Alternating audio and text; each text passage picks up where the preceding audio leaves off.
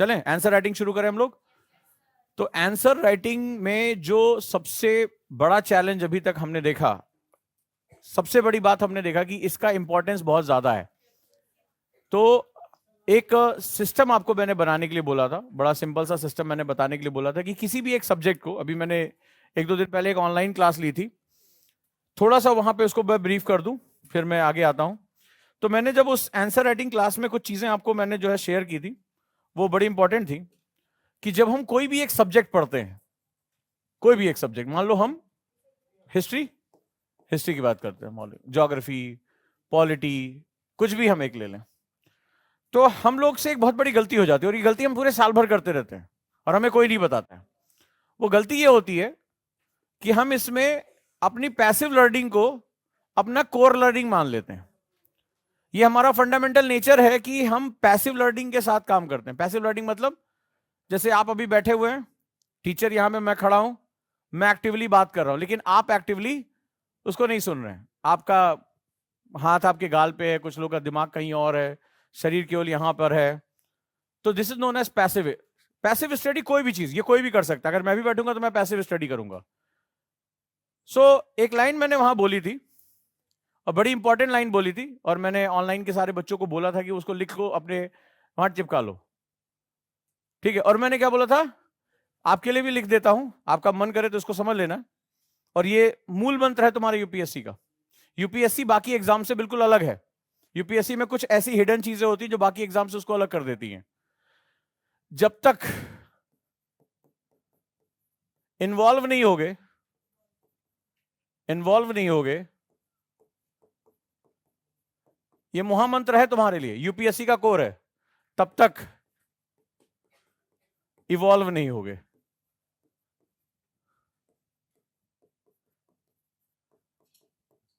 Evolve का मतलब होता है ग्रोथ करना, अपनी उन्नति करना। तो जब तक इन्वॉल्व नहीं होगे, इन्वॉल्व मतलब घुस जाना, उसके साथ संबंध में आ जाना, उसके साथ एक इंटरेक्शन करना, जब तक इन्वॉल्व नहीं होगे तब तक इवॉल्व नहीं होगे। यही UPSC is equal to UPSC. Ojaank बाबा ने कहा है, याद रखो इसको, ठीक है। ये मैं, मेरे बहुत से बच्चों ने मुझे पोस्टर वोस्टर बना के भेज दिया, ये मैंने कहा जहां पढ़ते हो वहां लिख लो। ये बहुत गहरा शब्द है, इसका जितना चिंतन करोगे समझ में आएगा। ये बताता है कि यूपीएससी बुक्स में है ही नहीं है, बहुत कम है। वो जिन इतिहास की किताबों को, नोट्स को, ठीक है, आप बहुत इंपॉर्टेंट समझ रहे हो, उसकी कोई वैल्यू नहीं है। तो इन्वॉल्वमेंट का मतलब होता है, इन्वॉल्व किसके साथ होते हैं, ये शब्द ही सब, इन्वॉल्व किसके साथ होते हैं, जिससे हमें प्यार होता है, जिसकी चीजें मुझे अच्छी लगती हैं, जिसकी बातें अच्छी लगती हैं, जो मेरे इंटरेस्ट का हो, जो मेरे काम का हो, जो मेरे हित का हो, हम उसी के साथ तो इन्वॉल्व होते हैं। वो चाहे दोस्ती हो, रिलेशनशिप हो, घर में कोई चीज हो, इन्वॉल्व हो गए, पार्टनर हो, बिजनेस पार्टनर हो, कोई भी हो। तो इन्वॉल्वमेंट का मतलब होता है साझेदारी, इन्वॉल्वमेंट का मतलब होता है इंट्रैक्शन, इन्वॉल्वमेंट का मतलब होता है हित साझा करना, तभी तो आप इन्वॉल्व होते हैं। तो जब तक इन्वॉल्व नहीं होगे तब तक इवॉल्व नहीं होगे, याद रखना उसको। तो जब तक इन्वॉल्व नहीं होगे तब तक इवॉल्व नहीं होगे। और हम जब शुरुआत करते हैं किसी भी स्टडी की, तो हम इन्वॉल्व नहीं हो पाते, हम पैसिव लर्निंग करते हैं। पैसिव मतलब चल रहा है, हमसे क्या लेना देना। तो कोर्स शुरू होता है, कोर्स खत्म हो जाता है, ज्योग्राफी शुरू, ज्योग्राफी खत्म, हिस्ट्री शुरू, हिस्ट्री खत्म, हम इन्वॉल्व नहीं हो पाते। इन्वॉल्व के लिए हमें लगना पड़ेगा, क्लास में आना पड़ेगा। हम क्यों पढ़ रहे हैं हर समय खुद से पूछना पड़ेगा, हम क्यों पढ़ रहे हैं, क्या पर्पस है, क्यों हमें पढ़ाया जा रहा है, ग्रहों के बारे में, तारों के बारे में क्यों पढ़ाया जा रहा है, क्यों इतिहास में सिंधु घाटी सभ्यता हमसे खुदवाई जा रही है। तो जब तक वो इन्वॉल्वमेंट तुम्हें नहीं मिलेगा तब तक तुम्हें कुछ नहीं पता चलने वाला। और जिस दिन इन्वॉल्वमेंट हो गई उस दिन इवॉल्व हो जाओगे। इन्वॉल्वमेंट बहुत गहरा शब्द होता है। आप अपनी लाइफ का कोई इंसिडेंट उठा के देख सकते हो, जब आप किसी व्यक्ति के साथ, किसी रिलेशनशिप के साथ, किसी चीज के साथ, कोई गेम, हॉबी, आप जब इन्वॉल्व हुए होगे आप इवॉल्व हो गए होगे। आप करके देखना, किसी को अच्छी ड्राइंग आती है, कोई अच्छी कविताएं लिखता है, हर कोई नहीं लिख सकता। हमारी क्लास में कितने बच्चों ने टाइम टाइम पे अपना इस कला का प्रदर्शन किया। किसी को गाना गाना अच्छा लगता है, किसी की कोई और हॉबी है। तो लेकिन हॉबी जो शब्द है, जो यूपीएससी में डैफ में सबसे ज्यादा इंपॉर्टेंट रखता है, वो होता है आप इन्वॉल्व करते हैं। हॉबी अपने आप मिल ही नहीं सकती। किसी को खाना बनाना अच्छा लगता है, कोई समाज सेवा में है, कोई कुछ भी अपना अच्छा कर, कोई टेक्नोक्रेट है, तो कब हुआ? जब आप इन्वॉल्व हुए। इन्वॉल्व का मतलब ही पर्सनल होता है, आपको कोई किसी को बता नहीं सकता इसको।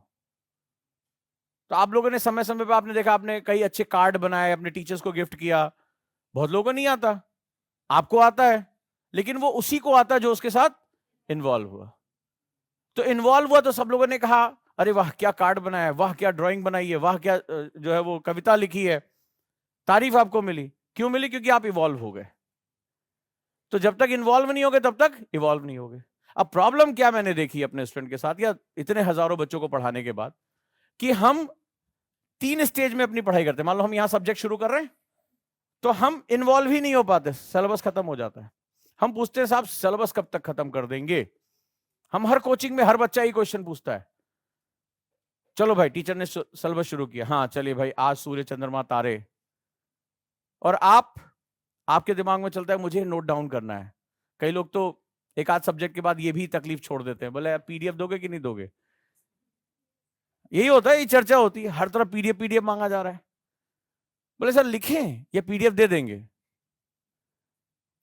तो वो फिर पीडीएफ लेके घूम, वो लिखना भी पसंद नहीं करते हैं। तो वो क्या हो रहा है कि वो इसको बोलते हैं पैसिव स्टडीज। अब ये मैं क्यों कह रहा हूं? क्योंकि आप जिस आर्ट को सीखने जा रहे हैं वो बिना आपकी इन्वॉल्वमेंट के हो ही नहीं सकता है। एक एक शब्द, एक एक लाइन, एक एक कॉन्सेप्ट आपके बिना होगा ही नहीं।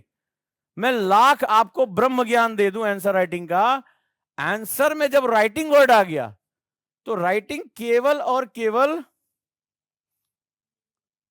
तुम्हारी है। हाथ तुम्हारा, दिमाग तुम्हारा, शरीर तुम्हारा। तो कई लोग आंसर राइटिंग को समझ रहे कि साहब इमला लिखवाएंगे, बोलेंगे चलिए सिंधु घाटी सभ्यता पर टिप्पणी करें, और खुद ही टिप्पणी करके बता देंगे। उसको आंसर राइटिंग नहीं कहते हैं, वही नोट्स का एक और फॉर्मेट है। तो आंसर राइटिंग क्लास में जब तक आप इन्वॉल्व नहीं होगे, जब तक आप पेन नहीं उठाओगे, तब तक कोई काम नहीं होने वाला। चाहे आप 10 क्लासेस ज्वाइन कर लो, आपको लिखना पड़ेगा। तो पहली बात तो मैं ये मिथ तोड़ना चाहता हूं कि आंसर राइटिंग में जो राइटिंग शब्द है वो आपका है। आंसर की गाइडेंस मेरी हो सकती है, लेकिन राइटिंग आपकी पर्सनल है।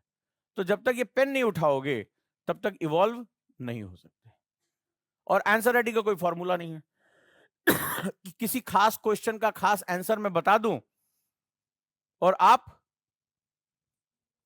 कोई तरीका नहीं है। यूपीएससी मेरे बताए हुए क्वेश्चन को दोहराएगा नहीं, वहां तो हाथ लिखेगा लेकिन दिमाग मथेगा।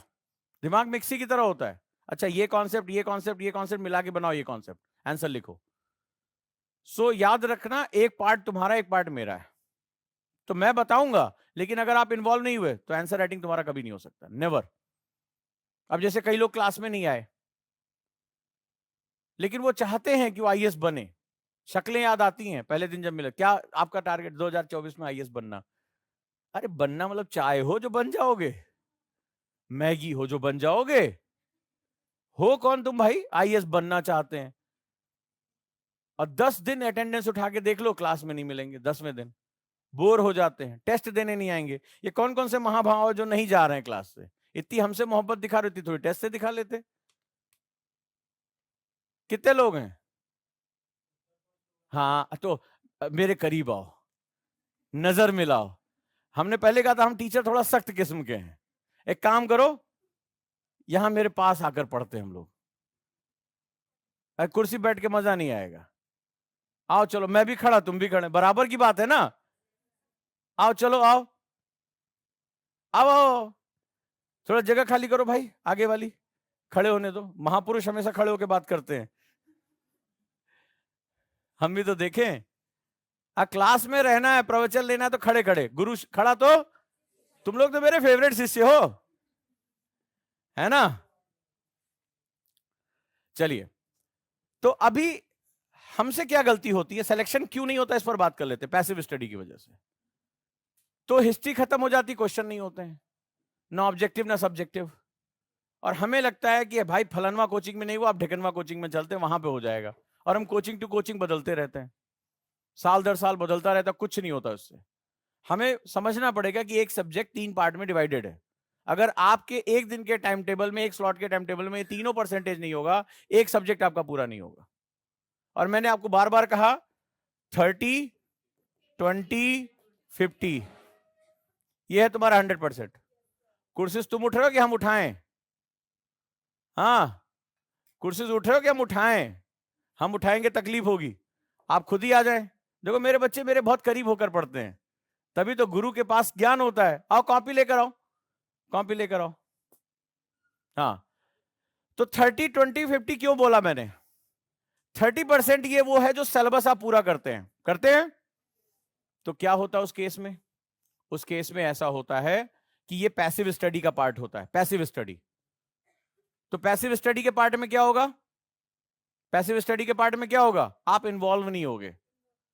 तो टीचर पढ़ाता है, टीचर निकल जाता है, तुम्हें समझ में आ गया एक क्लास के सभी बच्चों को नोट्स दिए जाते हैं, टॉपिक पढ़ाया जाता है, बच्चा क्यों नहीं सेलेक्ट होता है आपको पता चल गया होगा, या एटलीस्ट कम से कम चेंज अपने अंदर वो करे। तो वो 30% को अपना सिलेक्शन का बेस मान लेता है, इसीलिए वो फेल हो जाता है। अगर सक्सेस के कुछ रूल होते हैं ना मेरे दोस्त, फेलियर के भी रूल होते हैं, ये बात याद रखना। हमें पूरी इंडस्ट्री में सक्सेस के रूल्स बताए जाते हैं, हमें फेलियर के रूल क्यों नहीं बताए जाते? कि if success is achievable thing, failure also, and both driven by the habits, both driven by the habits. भाई मेरे, अगर सक्सेस एक आदत है तो फेलियर भी एक आदत है, मान के देखो। जैसे मान लो यही लोग हैं, तो इस क्लास में हमारी वो बच्ची, मैंने उसको देखा इस बार टॉप किया उसने, पहली बात तो जोरदार ताली बजाओ, क्योंकि वो बच्ची खास है। मैंने पहले भी कहा है, मेरा हर बच्चा जो स्ट्रगल करना जानता है मेरे लिए खास है। मुझे तुम्हारे टॉप आने बॉटम आने मुझे कोई मतलब नहीं है, मुझे बस केवल योद्धा चाहिए और कुछ नहीं। तलवार है जिसकी बंधी हो और हमेशा वो लड़ने के लिए तैयार हो, मेरा फेवरेट है वो। जो बस ये कहते कि गुरुजी कुछ भी हो जाए हार नहीं मानेंगे, बस वो इस माइंडसेट का, उसको तो पकड़ के हम लेके चलेंगे, टेंशन ना लो। देखो कितना शानदार काम किया इस बच्ची ने, और इसकी स्ट्रगल तुम देखो। मुझे मेरा एक एक बच्चा याद रहता है, वो जो काम कर रहा होता है। तो बेटा बहुत बहुत बधाई हो, हमारे सेकंड रैंक देखो क्या शानदार निकाला है, हमारे थर्ड रैंक क्या दोनों एक साथ बैठे हुए हैं आज। तो ये होता है कंसिस्टेंसी। याद है 3P मॉडल बताया था, परसिस्टेंस, पेशेंस एंड प्रैक्टिस। यहां एक बार में कोई जीत गया कोई बात नहीं है, जो लगा रहेगा उसको रास्ता मिल जाएगा, आज नहीं तो कल मिलेगा, मेरा मौका आएगा, ये बात याद रखना। तो जो तैयार है वो मौके पे चौका मार देगा, खत्म। आप मौके का इंतजार मत करिए। तो अब हम बात कर रहे हैं वहां जो सबसे इंपॉर्टेंट है, कि हम पैसिव स्टडी को अपने सक्सेस का बेस मान लेते हैं, इसीलिए हम गलत हो जाते हैं। मैंने बहुत दिमाग लगा, क्या बात है इतने अच्छे से पढ़ाओ फिर भी नहीं बच्चे को समझ में आता। तो वो रिसर्च ये मेरी है कि ये एक्चुअली कोई भी सब्जेक्ट 3 पार्ट में डिवाइड होता है, 30, 20 और 50। तो मैंने आंसर राइटिंग को 50% क्यों दिया? आंसर राइटिंग को 50% क्यों दिया? एक उत्तर लिखने में ना आपकी इतनी स्किल्स यूज हो जाती हैं जिसका आपको अंदाजा नहीं है। एक आंसर लिखने में बताता हूं क्यों मैंने 50% आंसर राइटिंग को दिया और 30% सिलेबस को। क्योंकि पैसे मतलब आप सोए हुए हो यार।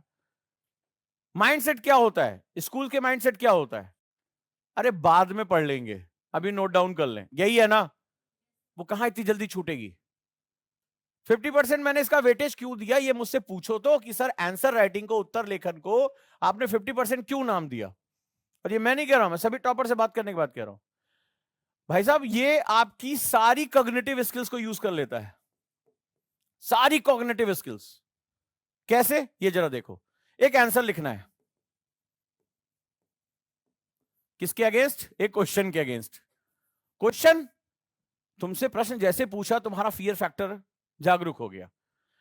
जैसे क्वेश्चन मेरे सामने आया, पैरासिम्पैथेटिक नर्व एक्टिव होती है। मैं तुम्हारे ह्यूमन बिहेवियर के बाद, पैरासिम्पैथेटिक नर्व, हार्ट बीट बढ़ जाती है, एक हार्मोन फ्लो होता है, आप जाके सब कुछ सत्यापित करो इंटरनेट पे, एड्रेनलिन फ्लो।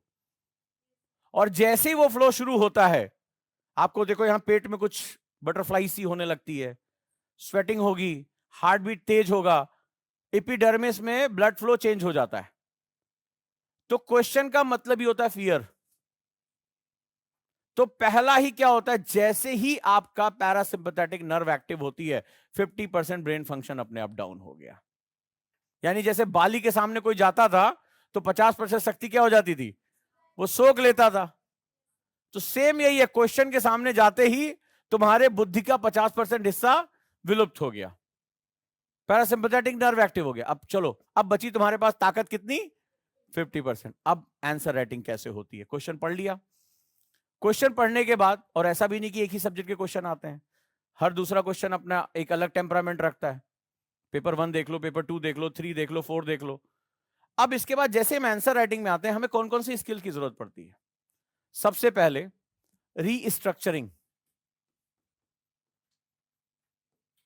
जो आज बात बताने जा रहा हूं तुमसे, अभी तक किसी ने यूनिवर्सिटीज में भी कभी डिस्कस नहीं किया होगा। रीस्ट्रक्चरिंग। रीस्ट्रक्चरिंग का मतलब क्या होता है? आपने देखा होगा, जब हम छोटे बच्चे थे और जब हमें पहली बार जिंदगी में कोई चीज सिखाई जाती थी स्कूलों में, अगर आपने देखा होगा जो किंडर गार्डन्स होते हैं, केजी होता है, आपने देखा होगा टीचर ढेर सारे कलर सामने बॉक्सेस रख देते हैं और वो उसको सेट करने के लिए, पजल सेट करने के लिए बोला जाता है कि सही क्रम लगाओ। बच्चे को ऐसे सिखाया जाता होगा, आपके घर में भी होगा या आपने भी ऐसे सीखा होगा। तो रीस्ट्रक्चरिंग का मतलब होता है पैटर्न एनालिसिस। यानी जो भी आपके दिमाग में विचार है, आपके दिमाग के विचार अलमारी में तो नहीं रखे ना, कि आपके दिमाग में किसी के अंदर अलमारियां हैं कि हिस्ट्री का विचार एक जगह है किसी के दिमाग में? ज्योग्राफी वाला विचार अलमारी आपकी अलग है और पॉलिटी वाली अलमारी अलग है। सब कुछ तो कैसे है? एक बुक आई है एसेंशियलिज्म, उसका कवर पेज ही ऐसे बना हुआ है कि हमारा जो दिमाग होता है वो ऐसे थॉट्स को रखता है। लो, रखो, पहचानो तुम्हारा वाला कौन है। तो अब क्या हुआ? रीस्ट्रक्चरिंग का मतलब होता है जो विचार, जो क्वेश्चन तुमसे मांग रहा है, पहले तुम क्या करते हो? उस इंटेंजिबल विचार किस रूप में होते हैं? अमूर्त रूप में। आप उसको कैसे पहचानते हो? मान लो तुमसे हिस्ट्री के बारे में बात कर रहा है, तो तुम उसकी पिक्चर को अरेंज करते हो कि नहीं करते हो? तो आप उसको रीस्ट्रक्चर करते हो। तो आपने पहला काम किया रीस्ट्रक्चर करने का, यानी कौन सी विचार कहां आएगा। ऐसे लिखते हो सभ्यता सिंधु की घाटी, क्यों? सारे शब्द सही हैं। तुम कैसे लिखते हो? सिंधु घाटी सभ्यता, क्यों? वाई? रीस्ट्रक्चर किया ना तुमने। तुमने देखा कि की किसके साथ लगेगा, सिविलाइजेशन किसके साथ लगेगा, कुछ भी रख देते हो, सिविलाइजेशन, इंडस वैली, ऐसे रखते हो? नहीं। तो क्या करते हैं? इसको बोलते हैं थॉट्स का रीस्ट्रक्चरिंग, पहला काम। तो ये कॉग्निटिव स्किल होती है, ये हमारे दिमाग की विचार शक्ति होती है। रीथिंकिंग। अब कई बार ऐसा होता है कि यूपीएससी में खास तौर पे, यूनिवर्सिटी एग्जाम से इसलिए अलग हो जाता है क्योंकि इसमें ये कॉम्पिटेटिव एग्जाम है, वो तुम्हें सेलेक्ट नहीं कर रहे हैं, तुम्हें रिजेक्ट कर रहे हैं। तुम्हें क्या कर रहा है? सर दरवाजा खोलो लबासना का, वो तुम्हें रिजेक्ट कर रहे हैं। तो कंपटीशन का यही फंडामेंटल होता है, जो सर्वोच्च होगा, जो सबसे योग्य होगा, वो चुना जाएगा। तो वहां पर क्या होगा? जो इंफॉर्मेशन तुम इस क्वेश्चन के अगेंस्ट देना चाहते हो वो कंप्लीट नहीं होगी जो तुम्हारे पास है। तो तुम्हें कुछ उसमें ट्विस्ट होगा। मान लो गांधी के ऊपर कई क्वेश्चन पूछे जा चुके हैं, लेकिन क्वेश्चन पूछते पूछते गांधी के अंबेडकर से तुलना पूछ ली, आया हुआ क्वेश्चन। या गांधी को वर्तमान समय में, वर्तमान जब रूस यूक्रेन आईआर में क्वेश्चन पूछ लिया कि रूस यूक्रेन में अगर गांधी जी होते तो मध्यस्थता किस रूप में करते। अब गांधी जी तो है नहीं, और रशिया यूक्रेन का वॉर अभी चल रहा है, 3 साल होने को है। तो गांधी जी अभी क्या करते? यू नीड रीथिंकिंग, कि गांधी जी अगर आज होते तो क्या वो पुतिन के साथ बात करने जाते, या जेलेंस्की के साथ बात करने जाते, या भारत से कहते तुम किसी तरह से बात ना करो, या भारत से कोई मिशन भेजा जाता। कैसे रीथिंकिंग करते? जो उन्होंने उस समय किया था, चाहे गोलमेज सम्मेलन किया हो, राउंड टेबल कॉन्फ्रेंसेस की हो, अनशन पे बैठ गए हो, क्या गांधी जी के अनशन पे बैठने से पुतिन को कोई फर्क पड़ने वाला है? तो आप क्या करोगे? आपके पास कोई भी सिचुएशन अवेलेबल नहीं है, आप सिर्फ क्या करोगे? री थिंकिंग करोगे। और जब आप ये रिंग थिंकिंग करते हो तो री थिंकिंग के अंदर एक और पाता है, री इमेजिनेशन। री इमेजिनेशन थिंकिंग कैसे करोगे? आप देखोगे कि गांधी जी ने क्या क्या किया होगा, आपके टीचर ने आपको जो पढ़ाया होगा। दांडी यात्रा पे निकल गए, अनशन, अब सविनय अवज्ञा आंदोलन शुरू कर दिया, गोलमेज कॉन्फ्रेंस पे चले गए, गांधी जी जाते कहां? तो अब आप क्या करोगे? री इमेजिनेशन करोगे, पुनर्कल्पना करोगे। ठीक है, यहां हो गया। इसके बाद इस दौरान क्या होगा? ढेर सारे थॉट्स पैदा होंगे। अब जैसे गांधी जी ने क्या क्या आंदोलन किए होंगे। अच्छा, नॉन कॉपरेशन मूवमेंट हुआ था, दांडी मार्च हुआ था, चंपारण हुआ, खेड़ा हुआ, अहमदाबाद हुआ, गांधी जी यहां इन्वॉल्व थे। तो अब आप क्या करोगे? ढेर सारी लिस्ट अपने दिमाग में कर रहे होगे कि नहीं कर रहे होगे? बेसिक ऐसे कर रहे होगे। फिर ये सोचोगे इस सिचुएशन में, रूस यूक्रेन वॉर में, वो थॉट्स कहां पे यूज होंगे। तो क्या होगा? रीअरेंजमेंट। सारे तो लिख नहीं पाओगे। मान लो दांडी यात्रा, अब मान लो तुम्हारे दिमाग में आ गया इमेजिनेशन दांडी यात्रा, अब दांडी यात्रा को कैसे करोगे भाई? गांधी जी लेके थोड़े यूक्रेन तक नमक लेके निकल जाएंगे, और नमक कानून तोड़ देंगे तो फिर पुतिन को क्या फर्क पड़ने वाला उससे? कोई फर्क पड़ेगा नहीं। तो आप करोगे नहीं, ये वाला थॉट नहीं काम करने वाला। तो फिर क्या हो सकता है? पीस के लिए वो क्या बात करेंगे? वो दोनों देशों में जाकर समझाएंगे या कुछ करेंगे, तो आप करोगे रीअरेंजमेंट। ठीक है, जब रीअरेंजमेंट हो जाएगा, मेरे थॉट्स ऐसे ऐसे होने चाहिए, क्योंकि कॉपी में लिख देने के बाद उसे मिटा नहीं सकते तुम। तो उसके बाद क्या करोगे? री राइट। पहले कहां लिखते हो? री राइट क्यों लिखा? पहले लिखते हो कहां? यहां वाले में लिखते हो। कभी भी लिखने का नियम पहला कहां लिखा जाता है? पहले यहां लिखा जाता है। कभी भी लिख के देखना, पहले यहां लिखते हो फिर कॉपी में लिखते हो। इसको बोलते हैं री राइट। री राइट। राइट। फिर जब रीराइट करते हो तो रीराइट का एक पर्पस और होता है। किसके लिए लिख रहे हो? किसको प्रभावित करना चाहते हो? एग्जामिनर को। डर बैठा हुआ ना, उसकी एक्सपेक्टेशंस क्या है। सेम आपकी वही हालत होती है जिस लड़की को 20 बार रिजेक्ट किया जा चुका और इस बार लड़के वाले आए हैं। अब मेरी बात ज्यादा समझ में आएगी। घर वालों ने डरा रखा है, और नहीं तो उसके सामने बोल दिया गया 35 साल का गंजा लड़का, उससे शादी करा देंगे। और इस बार मैं मजाक नहीं कर रहा हूं। अब एक ऑर्थोडॉक्स फैमिली है, अब लड़की क्या है? लड़की तश्तरी में समोसा वमोसा जो है ट्रे में लेके आ रही है। अब उसको नहीं पता कि लड़के वाले क्या डिमांड कर देंगे। पिछली बार वाले ने कहा था गाना गा के सुनाओ, इस बार हो सकता है कह दे डांस करके दिखाओ। हम देखना चाहते हैं लड़की लंगड़ी है कि नहीं। बात होती है कि नहीं होती है? गलत है ये हालांकि, लेकिन ऐसा होता है। तो आपकी हालत बिल्कुल वैसे ही है। आप सारे के सारे वो लड़की हो जिसका मुंह देखने के लिए लोग आए, और मुंह दिखाई में कौन वर है? वो एग्जामिनर। बिल्कुल। तो उस कभी ये सिचुएशन से कोई गुजरा है, या किसी घर में कोई गुजरा है? किसी की दीदी बुआ चाची है? कैसा माहौल होता है? बड़ा टेंशन वाला होता है ना, क्या मांग लेंगे, क्या खोल देंगे मुंह, क्या बोल देंगे, दहेज कितना बोल देंगे, होता है कि नहीं होता है? या किसी की बहन के या घर में किसी की जो फीमेल की अगर इस तरह से रिश्ता हुआ, आपकी हालत बिल्कुल वैसे ही है। आपकी हालत बिल्कुल वैसे ही है। क्यों? क्योंकि आपको अपनी इस रीराइटिंग से आपको उसको इन्फ्लुएंस करना है।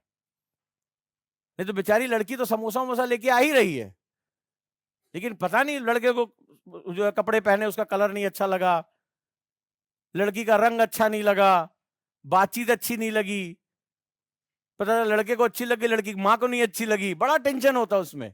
सेम सिचुएशन आपकी है। तो यहां पर क्या होगा? रीराइटिंग के बाद आता है री इन्फ्लुएंसिंग। अब मैंने री क्यों वर्ड यूज किया? पहले किसको इन्फ्लुएंस करते हैं? खुद को। तो लड़की पहले क्या करती है? आईने में अपना चेहरा देखती है कि नहीं देखती है? सब पल्लू वल्लू ठीक ठाक किया, हाँ सब सही है। माँ आके चेक करती है, घर के लोग चेक करते हैं कि नहीं, हाँ बेटा सब ठीक है। ऐसे ही होता है। फिर भेजा जाता है समोसा, किसी ने पहले टेस्ट किया कि छगन हलवाई ने सही बनाया कि नहीं बनाया। ऐसे ही होता है ना। तो आप क्या करोगे? री इन्फ्लुएंस करोगे, उसको आप इन्फ्लुएंस करोगे कि हाँ साहब जो मैंने सोचा है, जो मैंने लिखा है, उससे आप इन्फ्लुएंस हो जाइए। अब ये जो सारे फंक्शन होते हैं ये एक साथ पैरेलल करने होते हैं।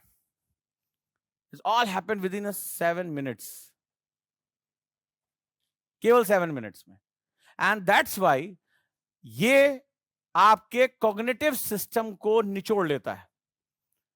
कंप्लीटली कॉग्निटिव सिस्टम, जो ब्रेन का सिस्टम होता है, जो हमारी विचार चेतना जिसे कहते हैं, ये पूरी की पूरी चेतना का अर्क है। ये समझ में आया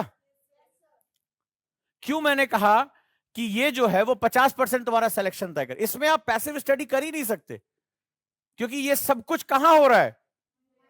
ये 250 ग्राम में चल रहा है। यहां मैं जा ही नहीं सकता, मैं सिर्फ तुम्हें रास्ता बता सकता हूं कि ये करोगे तो होगा। अब इतने फैक्टर्स हैं हमारे पास रीस्ट्रक्चरिंग। पहले तो क्वेश्चन में 50% तुम खत्म हो गए हो। अभी तुम्हें मैं ट्रेलर दूंगा हल्का सा, ठीक है? अभी ट्रेलर देने जा रहा हूं कि जिसको तुम यूपीएससी का क्वेश्चन समझ रहे हो वो एक है ही नहीं है, वो दशानन की तरह है। 10 सर हैं उसके, कौन वाला हंस रहा है पता ही नहीं चल रहा है। बिल्कुल अभी तुम्हारे सामने आने जा रहा है। क्वेश्चंस ऐसे होते हैं कि खाली कुछ कीवर्ड्स को जगह चेंज कर दो, क्वेश्चन का मतलब बदल जाता है। पेपर वाइज चेंज कर दो क्वेश्चन का मतलब बदल जाएगा। तो रीस्ट्रक्चरिंग, रीथिंकिंग, रीइमेजिनेशन, रीअरेंजमेंट, रीराइटिंग, रीइन्फ्लुएंसिंग, तब जाकर एक क्वेश्चन आप डिलीवर करते हो।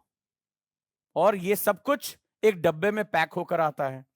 इस डब्बे को बोलते हैं time and word limit. Time and word limit, बहस नहीं सकते, बहस नहीं सकते। समय भी सीमित है और शब्द भी सीमित है। यानी नेक्टर बेसिस पे राइटिंग करनी है, बिल्कुल निचोड़ के जो बात, कंजूसों की तरह तुम्हें अपने शब्द इस्तेमाल करने हैं।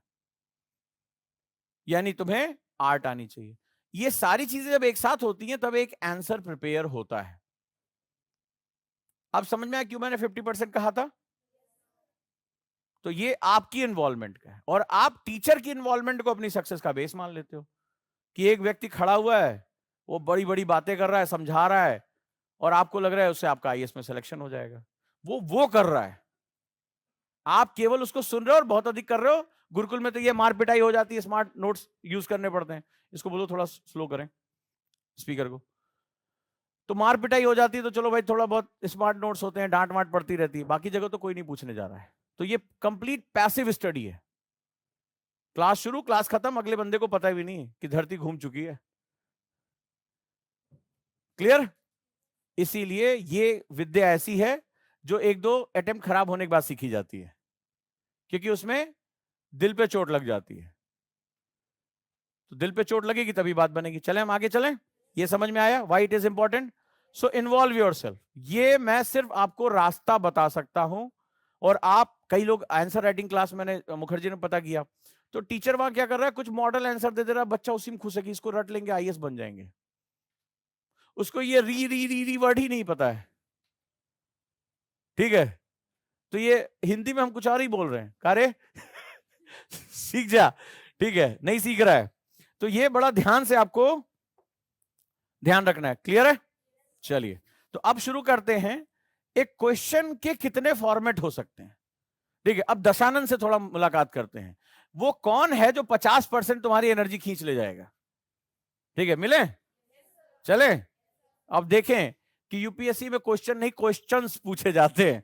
तो चलिए क्वेश्चंस के बारे में थोड़ी सी जानकारी लेते हैं। आइए, तो मेरे हिसाब से कुल 6 मेजर और 2 माइनर स्टाइल ऑफ क्वेश्चंस होते हैं, और अगर आप इनको पहचानने में डिले कर गए तो आप सब कुछ बर्बाद कर बैठेंगे। ठीक है?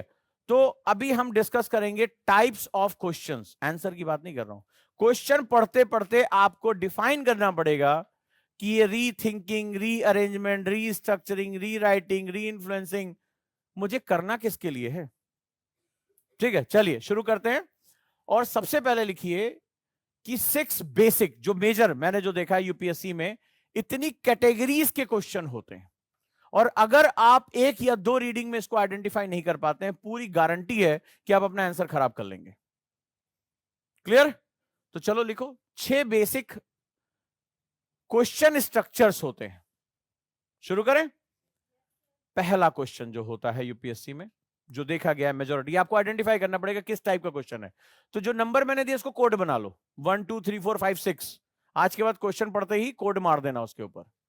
पहला जो क्वेश्चन होता है, जो पहली कैटेगरी होती है, उसको बोलते हैं कैटेगोरिकल, यानी कि श्रेणीगत या वर्गीकृत प्रश्न। वर्गीकृत पर, क्योंकि आंसर आपको इसके हिसाब से डिलीवर करना है।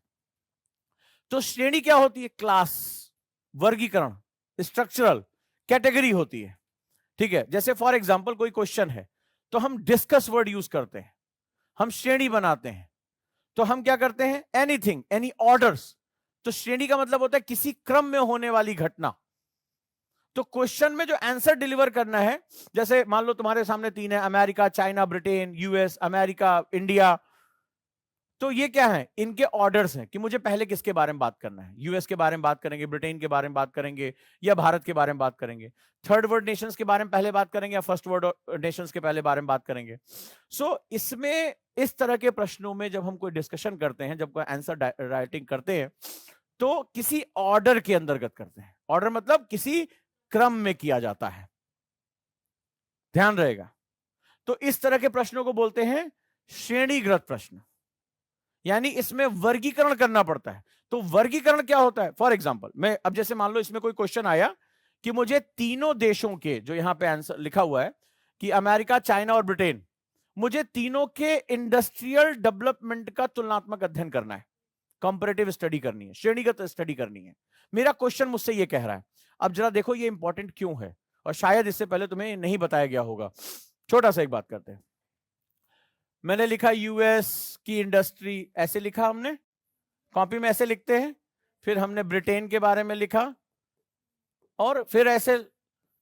अब इसमें क्या होगा, मुझे इस ब्रिटेन की इंडस्ट्री के बारे में लिखने के लिए ढेर सारे वर्ब, सपोर्टिंग वर्ब, प्रोनाउन, सर्वनाम, संज्ञा, जो है विशेषण, इनका लगातार प्रयोग करना पड़ेगा। बिना ग्रामर के तो हो नहीं सकता ना, कि ब्रिटेन में यह उद्योग लंकाशायर में पाया जाता है, ऐसे तो लिखेंगे।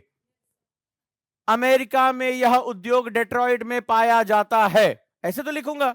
तो पाया जाता है मैं ब्रिटेन के लिए भी यूज कर रहा हूं, और मैं यूएस के लिए भी यूज कर रहा हूं, मैं जापान के लिए भी यूज कर रहा हूं कि फलाना उद्योग टोक्यो में पाया जाता है। किया? अब पाया जाता है, पाया जाता है, पाया जाता है, मैंने अगर मैं मान लो कि ये 4 वर्ड है, 4 3 12 12 वर्ड, मैंने एक देश में इंडस्ट्री को डिफाइन करने के लिए मैंने 12 शब्दों का एक्स्ट्रा प्रयोग किया। अगली बार मैंने कहा कि यह रोजगार का 46% हिस्सेदारी रखता है, जापान में यह 42% रखता है, तो रखता है, रखता है, रखता है, मैंने फिर इस्तेमाल किया। आपको पता नहीं चल रहा है, लेकिन आपका जो टोटल स्पेस है वो खा गए आप। और ये लिखने के लिए आपको इन्वेस्ट क्या करना पड़ा? अपना टाइम, और जिसकी कोई वैल्यू नहीं है। लेकिन चूंकि आपने स्ट्रक्चर गलत सिलेक्ट किया था, इस वजह से आपको वो सेंटेंस पूरा करने के लिए आपकी मजबूरी हो गई, आपके हाथ बांध दिए गए कि आपको वो वर्ड्स यूज करने हैं कि ब्रिटेन में इस स्थान पर यह उद्योग पाया जाता है। अब आप फंस गए, और आपने ऐसा करते हुए 80-90 शब्द बर्बाद कर लिए, जिनका कोई इस्तेमाल नहीं था, जिनकी मार्जिनल प्रोडक्टिविटी 0 थी, इनकी सीमांत उत्पादकता 0 थी। ये नहीं होते तो भी काम चल जाता, बट आपने क्वेश्चन को डिलीवर करते समय आपने स्ट्रक्चर गलत बर्दाश्त कर लिया। अब अगर मैं इसी को यूएस इंडस्ट्री, इंडस्ट्रियल कंपैरिजन, ठीक है, रख लिया, यूएस, ब्रिटेन, जापान मान लो फॉर एग्जांपल, या चाइना, जो भी देश है, प्लेस मान लो डेट्रॉइट, लंकाशायर, बीजिंग, ठीक।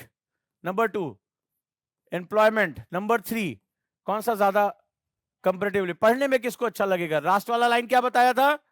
री इन्फ्लुएंसिंग। अब तुम एग्जामिनर, री इन्फ्लुएंसिंग समझने के लिए तुम्हें खुद को एग्जाम्पल बनाना पड़ेगा कि मेरे सामने ये कॉपी आए तो मैं किसको पसंद करूंगा या करूंगी, क्योंकि तुम भी कॉपी चेक कर रहे हो, तुम्हें पैसा मिल रहा है कॉपी चेक करने का, और सुबह सुबह तुम भी इंसान हो, घर में 4-5 बातें हो चुकी, झगड़ा हो चुका है वाइफ से, हस्बैंड से, अब कॉपी तुम्हें चेक करनी है, तो बड़ा मैटर करता है ये सब चीजें।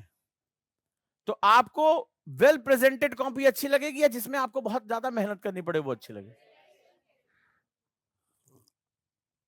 लेकिन दोनों में से आंसर किसे लिखना है ये तय कौन करेगा? जब आप क्वेश्चन को आइडेंटिफाई कर लेंगे कि ये क्वेश्चन किस कैटेगरी का, कोड नंबर 1 का है। इसीलिए मैं इसको कहता हूं आर्ट ऑफ आंसर राइटिंग। ये आर्ट है, ये इतनी जल्दी नहीं मिलती है, that needs lot of practice, year long practice चाहिए होता है। अब ये दोनों आंसर सही है अपनी जगह, पर प्रॉब्लम ये है कि ये तुम्हारे वर्ड और टाइम दोनों खा गया, और सब कुछ मैंने क्या कहा लास्ट में, पैकेज क्या है? पैकेज ही टाइम और वर्ड्स का है, खत्म हो गया। ये गया लास्ट में कैलकुलेट करके आप कम से कम 4 क्वेश्चन छोड़ोगे, कम से कम। और 4 क्वेश्चन अगर एक पेपर में छूट गया आपका, तो भूल जाओ इस बार का एग्जाम, अगली फिर नेक्स्ट ईयर ट्राई करना। आप 40 नंबर या 60 नंबर का रिस्क नहीं ले सकते। आपको अटेम्प्ट सारे क्वेश्चन करने होंगे, भले चाहे आप उसमें 4 पॉइंट लिख के आओ, 2 पॉइंट लिख के आओ। 0 अनअटेम्प्ट मतलब 0, कुछ लिख कर आओगे, 2 पॉइंट भी सही है, 2 नंबर ही सही, 1.5 नंबर ही सही, बट वो हमेशा 0 से ज्यादा होगा, याद रखना। तो वहां फाइट करनी पड़ती है। तो आप अनअटेम्प्टेड, इसलिए आपकी कॉपी छूट रही क्योंकि आपने स्ट्रक्चर गलत चुन लिया। समझ में आया? तो फर्स्ट कोड तो ये रहा, और ये क्वेश्चन पढ़ते ही आपको डिसाइड कर लेना है कि मेरी डिलीवरी किस फॉर्मेट में होगी। हाय, क्या आप भी आईएएस की तैयारी करना चाहते हैं? क्या आप पीसीएस की तैयारी करना चाहते हैं? बहुत दिनों से आप स्ट्रगल कर रहे हैं, लेकिन इसके बावजूद भी आपको सफलता नहीं मिली। भागदौड़ करने के बावजूद भी आपको कोई सॉल्यूशन नहीं मिल रहा। सिर्फ आपका टेंशन बढ़ रहा है, आपका पेशेंस जवाब दे रहा है। इसी टेंशन को दूर करने और आपकी हर एक समस्या का समाधान लेकर आए हम, यानी ओजांग गुरुकुल कैंपस। यहां हम आपको सिखाएंगे आईएएस और पीसीएस जैसे एग्जाम की तैयारी कैसे आसान तरीके से की जाती है, कैसे डिसिप्लिन फॉलो किया जाता है, कैसे अनुशासन रखा जाता है। अगर आप भी चाहते हैं हम आईएएस और पीसीएस बने और अपनी जिंदगी के सारे सपने पूरे करें, तो अभी ज्वाइन करें Ojaank Gurukul campus. Because when we support the word selfless, the whole universe will support you endlessly.